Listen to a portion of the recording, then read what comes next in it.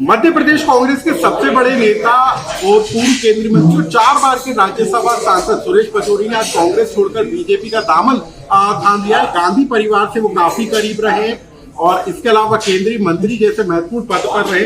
पचौरी जी, आप इतने लंबे समय तक कांग्रेस से जुड़े रहे और अचानक से मन बदल गया, बीजेपी में शामिल हो गया।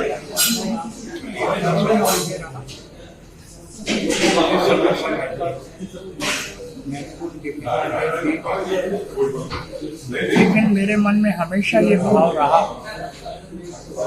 कि जिस आशा और विश्वास के साथ मुझे वो जिम्मेदारियां दी जा रही हैं, मैं उनका सोचने पर खरा उतरा।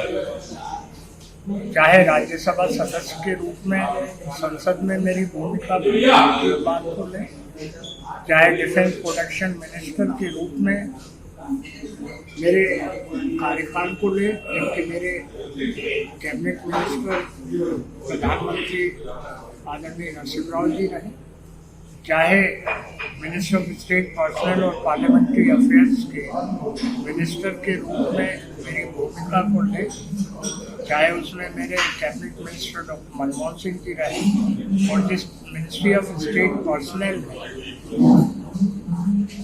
बहुत इम्पोर्टेंट डिसीजंस लेना पड़ते हैं, क्योंकि ये सीबीआई की एडमिनिस्ट्रेटिव मिनिस्ट्री रहती है, पीएसयू के चेयरमैन, एसबीआई के चेयरमैन और भी महत्वपूर्ण निर्णय इसमें किए जाते हैं एडमिनिस्ट्रेटिव सर्विस से संबंधित ऑफिस। मैंने कोशिश की कि मेरे कार्यकाल में किसी भी प्रकार का सवालिया निशान नहीं उठा। मैं इस बात पे ईश्वर के प्रति कृतज्ञता व्यक्त करना तो शब्द ठीक नहीं होगा, उनकी कृपा रही कि मुझ पर किसी भी प्रकार की सर, लेकिन इतनी साफ बेदाग छवि और उसके बाद आप बीजेपी में शामिल हो गए। प्रश्न ये है कि एक तरफ होता है मंत्री के रूप में कार्यकाल, दूसरी बात होती है संगठन में आपका कार्यकाल। संगठन में भी मैंने कोशिश की कि मैं संगठन को गतिशील बनने के लिए रात दिन एक करूँ। मैंने पूरी अपनी जवानी 1972 से अभी तक दी। रही बात ये कि आप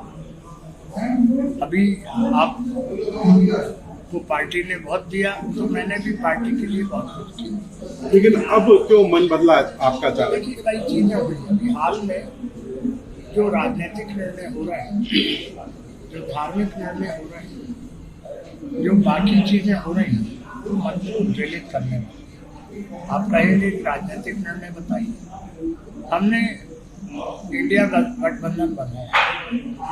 इंडिया गठबंधन में ठीक है, आप अलग अलग विचारधारा के लोग रखिए, लेकिन कुछ ऐसे राष्ट्रीय मुद्दे रहते हैं, धार्मिक मुद्दे रहते हैं, जिसमें मतैक्य रहना चाहिए। मिसाल के तौर पर भगवान श्री राम जी के प्रति आस्था व्यक्त करने की, भगवान श्री राम जी का मंदिर बनने की आज क्या वजह है कि स्टैलिन कुछ और स्टैंड ले रहे, ये राजा कुछ और स्टैंड ले रहे, कोई और आपका गठबंधन का साथी कुछ और बोल रहा है। आप कह रहे हैं हम उससे असहमत होने से काम नहीं होगा, उनका दामन छोड़िए, तब लगेगा कि आप हाथी के दांत दिखाने के और खाने के कुछ और है, वैसी स्थिति नहीं बनेगी। ये तो सर धार्मिक मामला हो गया। राजनीतिक मामले में आए दिन आप हमारी जो भारतीय सेना है उसके शौर्य पर सवालिया निशान उठाते हैं।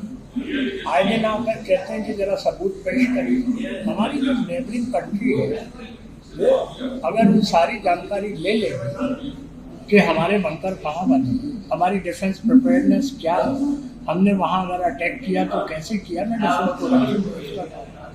तो अगली बार फिर वो ज़्यादा तैयारी के साथ हमला करेंगे, चाहे वो पाकिस्तान हो, चाहे बर्मा हो, चाहे चाइना हो। आज क्या बात है कि चाइना ने हमारी जमीन पे कब्जा किया हुआ है, तो हम एक मत देखें उस बारे में। बिल्कुल सर, राहुल गांधी अपनी न्याय यात्रा में जातिगत जनगणना कराए जाने की बात कर रहे हैं, आप उससे सहमत नहीं है क्या? देखिए, प्रश्न सहमत और असहमत होने का नहीं।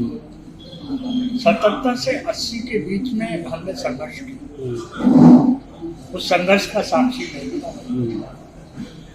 उसके बाद समय समय पर केंद्र में दूसरी गैर कांग्रेसी सरकार रही, तब हमने संघर्ष किया। मध्य प्रदेश में बीजेपी की सरकार रही, हमने संघर्ष किया। हमने नारा 77 से 80 के बीच में क्या किया? न जात पर न बात पर मोहर लगेगी हाथ पर। और हम अब सवाल उठा रहे हैं, देश में कितने कौन है? अरे ऐसा कभी होता? कितने लोग कारपोरेट हाउस में, कितने हैं प्राइवेट उनका काम है, कितने लोग सेना में हैं? ये कोई बात नहीं होती। अगर कोई प्रतिप्रश्न करे कि हम जब गवर्नमेंट में थे तब गवर्नमेंट ऑफ इंडिया में कितने शक्ति किस जाति के थे, तब आप क्या जवाब दें? मैं किसी जाति का विरोधी नहीं, लेकिन तर्क संगत बात करें, न्याय संगत बात करें। सर, राहुल गांधी की लीडरशिप पर भी कोई सवाल? देखिए, मैं आज के दिन कोई सवाल खड़े नहीं करूँगा। मैं जिस पार्टी में अब थे, पार्टी के लोग अब देखें क्या करते हैं। तो सर, अब बीजेपी में क्या नई भूमिका होगी? क्या किसी बड़े पद पर आप नजर आएंगे? मेरी कोई लालसा नहीं है, अभिलाषा नहीं है, महत्वाकांक्षा नहीं है, और मैं संगठन का आदमी हूँ। और मेरी ये मान्यता है कि मुझे यहाँ पर अपनी शुरुआत ABCD से करनी चाहिए। सर, आपके साथ बड़ी संख्या में जो पूर्व विधायक है, पूर्व सांसद है, वो भी बीजेपी में शामिल हो गए। तो आने वाले दिनों में कुछ और चेहरे, इससे ज्यादा संख्या में आने वाले दिनों में, जो कि आज महाशिवरात्रि का पावन पर्व है, कई लोग। तो कांग्रेस के नेता हैं सुरेश पचौरी जो रहे हैं और अब बीजेपी में शामिल हो गए। उनका कहना है कि 3 बड़े मुद्दे थे, जातिगत जनगणना, राम मंदिर का निर्माण और सेना को लेकर जो सवाल उठाए जा रहे थे, उन्हीं मुद्दों को लेकर वो द्वेलित थे।